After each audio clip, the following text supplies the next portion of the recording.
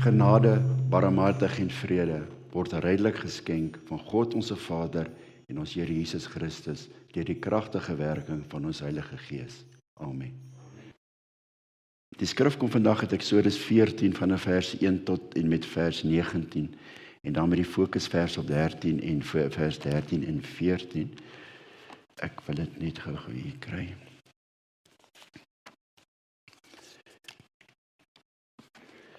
Van vers 1 af. Die Here het met Moses gepraat en gesê: praat met die Israeliete sodat hulle van rigting verander en kamp opslaan voor Pi-Hagirot tussen Migdol en die see. Reg teenoor Baal-Sefon moet julle kamp opslaan by die see. Die Farao sal dan van die Israeliete dink hulle dwaal verward rond in die land, die woestyn omsluit hulle. Ek sal die Farao se hart verhard en hy sal hulle agtervolg, sodat ek deur my optrede teenoor die Farao en sy hele leer agting kan afdwing en sodat die Egiptenare sal weet dat ek die Here is. Die Israeliete het ook so toe gedoen. Toe daar aan die koning van Egipte berig gebring is dat die volk gevlug het die Farao en sy amptenare van besluit verander oor die volk. Hulle het gesê: wat het ons besiel dat ons Israel uit ons diens laat gaan het?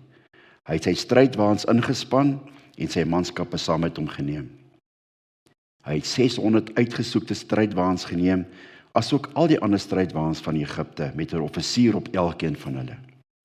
Die Here het die hart van die Farao, die koning van Egipte, verhard, en hy het die Israeliete agtervolg, terwyl die Israeliete gelei deur 'n vergewe hand uitgereik het.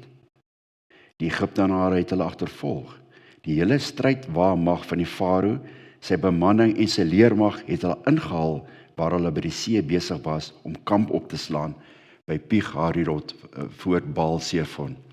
Toe die Farao nader kom, kyk die Israeliete op en daar is die Egiptenare besig om hulle op te ruk. Hulle was angsbevange.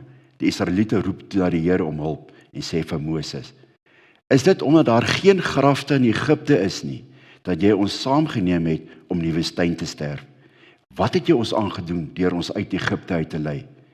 Is dit nie presies waarvoor ons met jou in Egipte gepraat het nie? Toe ons gesê het: laat ons met rus, sodat ons vir die Egiptenare kan werk. Dit is immers vir ons beter om vir die Egiptenare te werk as om in die woestyn te sterf. Dan die fokusverse: maar Moses het vir die volk gesê: moenie bang wees nie. Staan stil en aanskou die verlossing van die Here, wat hy vandag vir julle gaan bewerk. Want die Egiptenare wat julle vandag sien, sal julle nooit weer sien nie. Die Here self sal vir julle veg, julle moet net stil bly. Die Here het vir Moses gesê: wat roep jy na my? Praat met die Israeliete, sodat hulle verder trek. En jy lig jou staf op, strek jou hand uit oor die see, en kloof dit oop, sodat die Israeliete op die droë grond in die middel van die see kan ingaan. En wat my betref, kyk, ek gaan die hart van die Egiptenare verhard, sodat hulle agter hulle ingaan. Dan sal ek agting afdwing deur my optrede teenoor Farao en sy hele leer, sy strydwaans en bemanning. Die Egiptenare sal weet dat ek die Here is, wanneer ek agting afdwing deur my optrede teenoor die Farao, sy strydwaans en bemanning. Die engel van God wat die hele tyd voor die leer van Israel uitgetrek het toe agter hulle in beweeg. Die wolkkolom het ook van voor hulle weggeskuif en agter hulle plek ingeneem. Ek dink almal van ons ken die geskiedenis van Moses. Dit is vir ons in ons gedwing deur ons ouers van kleins af. Net 'n kort stukkie oor Moses. Moses was die leier van die Israeliete en het as middelaar tussen God en die Israeliete opgetree. Moses se rol herinner ons aan Christus, wat die uiteindelike middelaar tussen God en die mensdom is. Moses se leierskap was van uiterste belang tydens daardie tydperk en nog baie meer van belang toe die Israeliete voor 'n krisis gestaan het. Moses se leierskap demonstreer die belangrikheid van geloof en gehoorsaamheid aan God. Nou wil ek net waar julle daar so sit, maak asseblief julle oë toe, almal van julle. Nou, dink vir julleself, hier staan jy voor hierdie magtige water. die Rooi See. En hier kom 600 mense uit Egipte uit. Die Egiptenare aan jou aangejaag. Mense wat julle in slawerny seer gemaak het, geslaan het. Dink net daaraan. Dink net, wat sal julle gedoen het? Dan kan julle weer julle oë oopmaak. Na al hierdie wonderwerke wat die Israeliete gesien het, wat in Egipte gebeur het, het hulle nog steeds nie God se almag herken nie, toe hulle daar voor die Rooi See gestaan het nie. Toe hulle na die Egiptenare op hulle strydwaansin aangejaag kom. Hulle het kla en murmureer, dit staan so in die Bybel, hulle het gekla en gemurmureer. En as ons mooi daarna kyk, het hierdie klagtes nie net klagtes gebly nie. Dit het 'n aanklag teen God en Moses geword. Nie net klagtes nie, hulle het God vir Moses aangekla en vir God aangekla. In vers 14, Eksodus 14 vers 12 lees ons, toe die Egiptenare toe die Egiptenare aankom, is dit nie presies waaroor ons met jou in Egipte gepraat het nie. Toe ons gesê het, laat ons met rus, sodat ons vir die Egiptenare kan werk. Dit is immers vir ons beter om vir die Egiptenare te kan werk, as om in die woestyn te sterf. Nog steeds twyfel hulle in God. So hierdie Egiptenare sou eerder in slawerny wou gebly het, as om God se almag te erken. Na al hierdie wonderwerke wat hulle gesien het, met die pla en wat gebeur het daar in Egipte, nog steeds. Maar nog steeds, na hulle deur die Rooi See getrek het, gaan hierdie Egiptenare, gaan die Israeliete aan. Hulle toets nog steeds God se almag. Ons lees in Numeri 14 vers 11, lees ons, die Here het Moses gesê, hoe lank gaan hierdie volk my nog minag? Hoe lank gaan hulle my nie vertrou nie, ten spyte van al die tekens wat ek onder hulle gedoen het? Ons lees dan verder, God se toring het ontvlam. En hy wou met 'n pestsiekte die Israeliete getref het. Wat het Moses gedoen? Moses het weer as 'n middelaar opgetree, tussen God en die Israeliete. En God het hulle vergewe. So ons kan sien wat so 'n belangrike rol Moses gespeel het tussen die Egiptenare en God.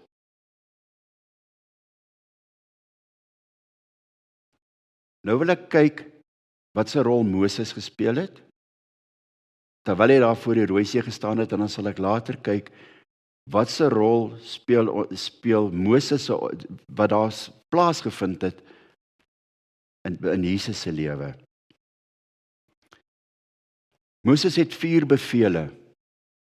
As jy die stukkie lees, die teksverse wat ons gesê het, hy het 4 bevele vir hierdie Israeliete gesê. En dit het kort en kragtig gekom. Moenie bang wees nie. Ek dink om vrees en bang te wees is maar 'n algemene menslike reaksie. Dominee Stefan het so 2 Sondae gaan spandeer op vrees. Ja, hy sê daar moet gesonde vrees wees, maar ongesonde vrees, weet ons, kom nie van ons af nie. Van God af, en dit kom van Satan af. In die Bybel lees ons daar 366 keer staan dit in die bevel van God se woord, om nie bang te wees nie.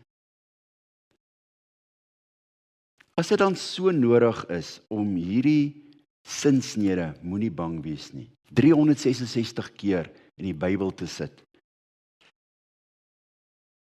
beteken dit seker dat ons moet vir geweldig baie dinge bang wees. Maar die beste van alles is, ons hoef nie bang te wees nie, dit is wat ons daarmee maak. As ons met God saamloop, hoef ons nie bang te wees nie. In Jesaja 41 vers 10 lees ons, dat is geweldig, soos ek gesê, 366 keer, maar ek het net so twee dele uit die Bybel uit die woord uitgevat, In Jesaja 41 vers 10 lees ons, moenie bang wees nie, want ek is by jou. Moenie vrees nie, want ek is jou God. Ek versterk jou, ook help ek en ondersteun ek jou met my savierende regterhand. En dan Josua 1 vers 9. Het ek jou nie beveel, wees dapper en sterk nie. Moenie paniekbevange wees nie, en moet jou nie laat afskrik nie, want die Here jou God is by jou, oral waar jy gaan. Hierdie bevel om nie bang te wees nie, wat Moses aan die Israeliete gegee het, was 'n oproep om God se krag en getrouheid te vertrou. Wat gelowiges daarin is dat God soewerein is oor alle omstandighede.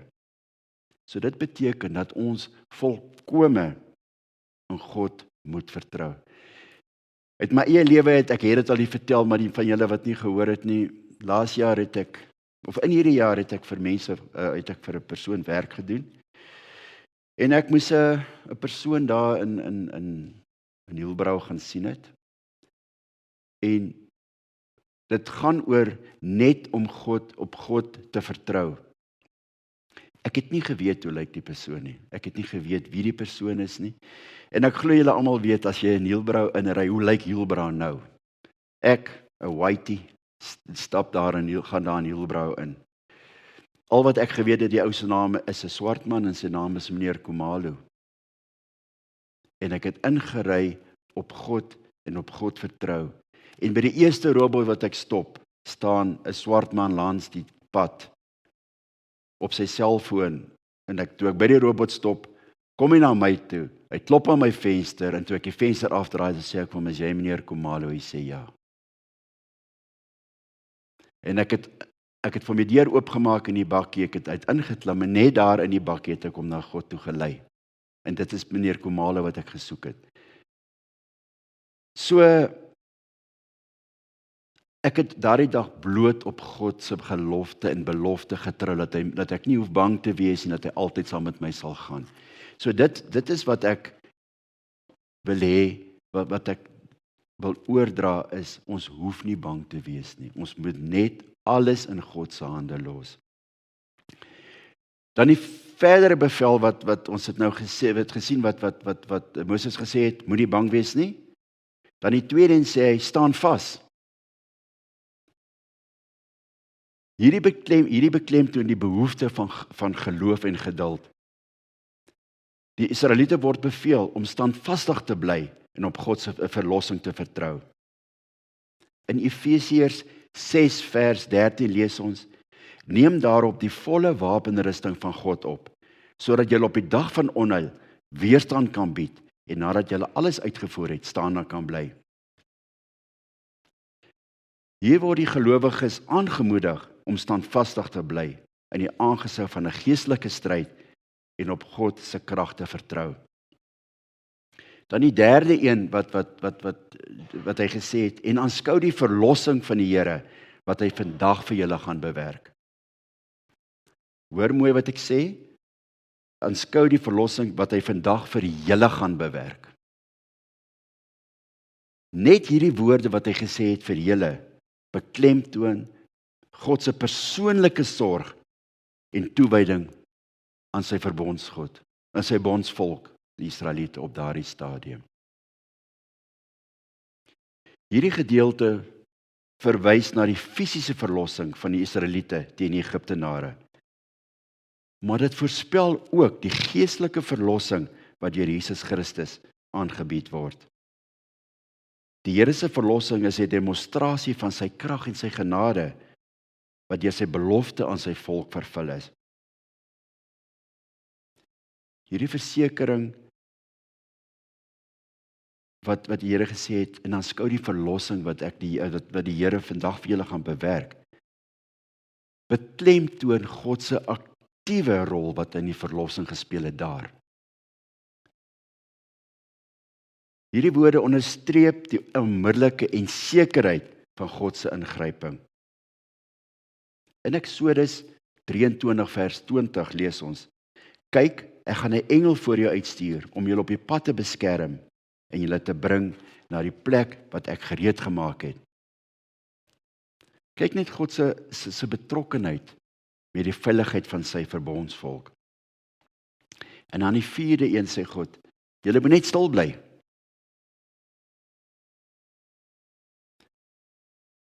Hier sê Moses vir die Israeliete, julle hoef niks te doen nie. Julle hoef nie julle hoef nie julle swaarde uit te trek nie. Bly net kalm, wees net stil. Want die Here gaan self vir julle beklei. Moses het op daardie stadium obvious geweet wat gaan gebeur, want die Here het met Moses gepraat. Hy sê, bly net stil, moet niks doen nie. Die Here gaan vir julle beklei. God gaan vir julle beklei. En hy het. In die Nuwe Lewende Vertaling lees ons in Psalm 46 vers 11. En ons het dit was so mooi, die deel hiervan. Wees stil en weet dat ek God is. Wees stil en weet dat ek God is. Moses sê vir die Israeliete, wees stil, julle hoef niks te doen nie. En jare daarna word psalms geskryf, wees stil en weet dat ek God is. Ek regeer oor nasies, oor die hele aarde. Elke mens sal erken dat ek die belangrikste is. Niks en niemand is en kan so belangrik wees soos ek nie. Hy het nou die 4 opdragte gegee, en dan maak Moses nog 'n verdere belofte aan die Israeliete. Want die Egiptenare wat julle vandag sien, sal julle nooit weer sien nie. Hierdie belofte wat Moses toe nou vir hierdie Egiptenare gemaak het, dui op 'n volledige en 'n finale verlossing van die Israeliete se onderdrukkers. Dit is 'n profetiese verklaring van God se oorwinning oor die vyande van sy volk. Hierdie profetiese wees bly of wees stil, dis 'n finale verlossing, dui op die uiteinde na Jesus Christus. Dit weerspieël die uiteindelike oorwinning oor sondes en die dood wat deur Jesus Christus se kruisiging en opstanding behaal is. Waar gelowiges verseker word dat hulle geestelike vyande eens en vir altyd verslaan sal word. Dan wil ek net kyk na 'n paar sleutelwoorde wat uit daai selfde gedeelte uitkom. Moenie bang wees nie. Dis 'n goddelike bevel dat vrees onnodig is wanneer God optree. Ek het al gesê, moenie bang wees nie. Psalm 118 vers 6 staan, die Here is vir my, ek sal nie bang wees nie. Wat kan 'n mens aan my doen? Die tweede sleutelwoord, staan vas. Israel moet in God se krag rus en nie hulle eie pogings nie. God het mos vir Moses gesê, bly stil, ek sal self veg. So hy sê, staan vas. Israel moet in God se krag rus en nie hulle eie pogings nie. In Filippense 4 vers 6 en 7 staan, moet oor niks bekommerd wees nie, maar maak in alles julle versoeke deur gebed en smeking met danksegging aan God bekend. En die vrede van God wat alles begrip oortref, sal in Christus Jesus oor julle harte en gedagtes waak. Dan die derde sleutelwoord, verlossing. Hierdie verlossing wys na 'n redding, oorwinning en uiteindelik die naam van Jesus, Jahweh. In Romeine 8 vers 31 lees ons, wat sal ons dan hiervan sê? As God vir ons is, wie kan teen ons wees? En vers 32, hy wat self nie sy eie seun gespaar het nie, maar hom ter wille van ons almal oorgelewer het, hoe sal hy nie ook saam met ons alles aan ons skenk nie? En dan die vierde een, vandag. Vandag beteken 'n beslissende eenmalige oomblik van verlossing. Die vyfde een, nooit weer sien nie. Dis 'n finaliteit, nooit weer sien nie. Dis 'n finaliteit. Die onderdrukker se mag is permanent verbreek. Dink bietjie mooi. Hoe is die onderdrukker? Wie is die onderdrukker? Dis Satan. Hoe is die onderdrukker se mag permanent verbreek? Toe Jesus aan die kruis gesterf het, toe hy opgestaan het, toe is Satan oorwin. So as jy mooi daarna kyk, dit was al klaar 'n profetiese woord. Daar waar die Israeliete voor die Rooi See gestaan het, wat gelei het na Jesus toe. God het presies geweet wat gaan gebeur. In Hebreërs 9 vers 15 staan: aangesien daar 'n dood was as losprys vir die oortredings ten tye van die Eerste Testament, is hy juis daarom middelaar van 'n Nuwe Testament, sodat die wat geroep is, die belofte van die ewige erfenis kan ontvang. Nou wil ek kyk, ons het nou die stuk gekyk wat met die bevele wat Moses vir die Israeliete gegee het. Ons het gekyk na die sleutelwoorde. Nou wil ek kyk die toneel wat daar afgespeel het en met die Israeliete wat daar rondgetrek het. Hoe trek ons dit deur na die Nuwe Testament toe? Ons mag dieselfde pad loop. As ons bang is vir enige iets, rampe of oorlog, geweld of pyn, siekte of dood, kan ons nog steeds dink aan God wat God in die verlede gedoen het. Die ervaring van gister en eergister bevestig God se betrokkenheid by ons. Dit sal ons nog verder voer sodat ons sal onthou, toe ons op die punt was om veroordeel te word. Julle kan onthou hoeveel keer het God se toorn ontvlam teen die Israeliete, wat hy die Israeliete wou vernietig het. Hy was kwaad.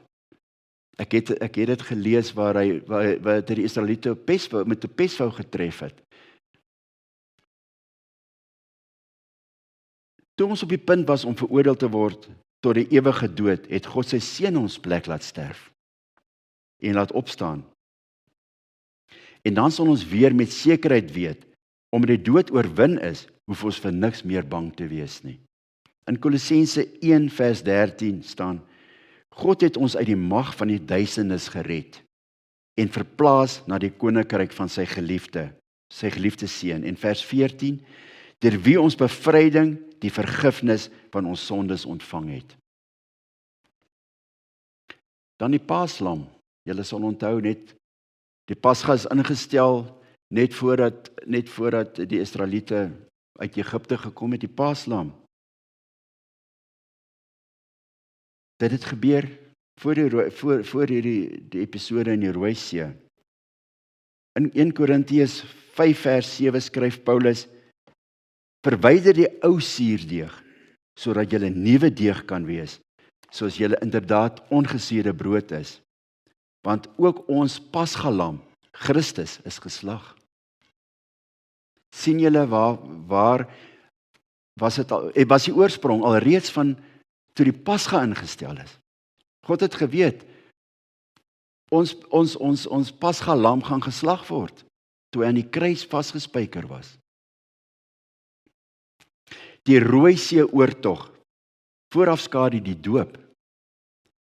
Almal wat van ons is in Moses gedoop. In die wolkkolom wat in die Israeliete vooruit gegaan het en die tog deur die see. In 1 Korintiërs 10 vers 1 en 2 skryf Paulus in vers 1: broers, ek wil nie julle moet hieroor onkundig wees nie. Ons voorouers was almal onder die wolk en het almal deur die see gegaan. In vers 2: en in verbondheid met Moses is almal in die wolk en in die see gedoop. Sien julle waar kom dit vandaan? Die Rooi See, die wolk. Vooruitspruitend vanuit die Ou Testament uit na die Nuwe Testament toe.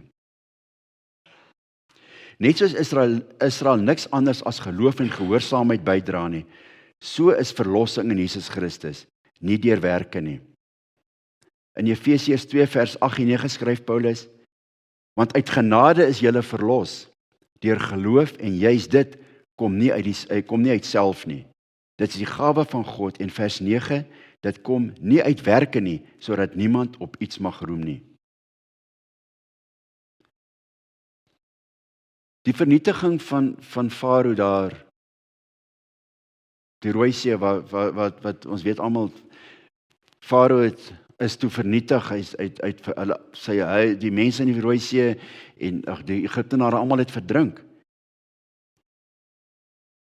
Daai vernietiging van Farao, die vyand, die onderdrukkers, want Farao was niks anders as Satan nie. Dit wys die nederlaag van Satan toe God daar aan die kruis gesterf, toe Jesus aan die kruis gesterf het vir ons sondes en Satan oorwin het. In Romeine 16 vers 20 staan, die God van vrede sal Satan spoedig onder julle voete verpletter. In Openbaring 15 vers 2 en 3 skryf Johannes, ek het ook iets gesien soos 'n see van glas, gemeng met vuur, en die oorwinnaars oor die dier en sy beeld, en die getal van sy naam, het hy by die see gestaan, terwyl hy die sieters vashou. In vers 3, hulle sing toe die lied van Moses, die diensknegt aan God. Ek sluit af. Ek wil ieder en elk van ons vandag uitnooi. Neem vandag God se opdrag aan. Weier vrees, wanneer jy met sonde, dood of wêreldse teestand gekonfronteer word. Klou vas in God se genade, want Jesus Christus het die beslissende oorwinning behaal, toe hy aan die kruis gesterf het en weer opgestaan het. Onthou die vyand wat ek en jy gister in die gesig gestaar het, is in Christus verslaan. Ons hoef nie om nie nooit weer te sien nie. Kom almal van ons. En dit is waar ek mee wil afsluit. Kom almal van ons, merk ons eie Rooi See oomblik. Dink bietjie, wanneer was jou Rooi See oomblik? Onthou jou doop en die kruis, die dag toe God deur Jesus Christus vir ons ingetree het. Amen. Kom ons sluit die oë. Here, baie dankie, Here, dat almal wat van ons wat hierso sit, vir een of ander manier 'n Rooi See oomblik het, Here. Here, en ek vra as ons Rooi See oomblikke vergeet het, Here, openbaar dit aan ons. Openbaar dit aan ons, Here, want ons weet, Here, deur Jesus Christus is die vyand totaal en al verslaan. Here, van ons het dit miskien vergeet, van ons is nog nie daar nie. Here, dan vra ek, Here, dat U in hulle, en die persone wat nog nooit 'n Rooi See oomblik ondervind het nie, in hulle harte sal werk, Here. Laat hulle totaal en al, en ek sluit myself in, Here, en ek sluit almal wat hier is in, U weer kan aanvaar as die persoonlike saligmaker en verlosser. Here, dankie vir hierdie wonderlike voorreg dat ek hierdie boodskap kon bring wat U op my hart gedruk het, Here. Om te wys, toe daai Israeliete voor die Rooi See gestaan het, en U vir hulle ingetree het, net op die woorde, bly stil en ek sal self vir julle beklei. Het U al klare profeties geweet, Here, dat U vir Jesus na ons toe sal stuur, mens word, en aan die kruis gaan sterf, en die Satan oorwin. Here, dankie vir die wonderlike liefde, dankie vir die groot genade, wat ons so elke dag ontvang. Here, ek vra as ons uitgaan vandag, Here, dat U na ons sal kyk, mense wat op die paaie gaan wees, mense wat op die paai al reeds is, Here. Behoed en bewaar hulle, bring hulle veilig na ons toe terug, want ons hoef nie te vrees nie, ons hoef nie bang te wees nie, want jy kyk na ons, jy is altyd met ons. Dit staan in die woord, 366 keer. Dankie Here, dankie vir die liefde en die genade. Amen. Mag ons almal wat hier sit en aanlyn ingeskakel is, ons rooi see oomblik ontdek en onthou wat Jesus Christus vir ons gedoen het.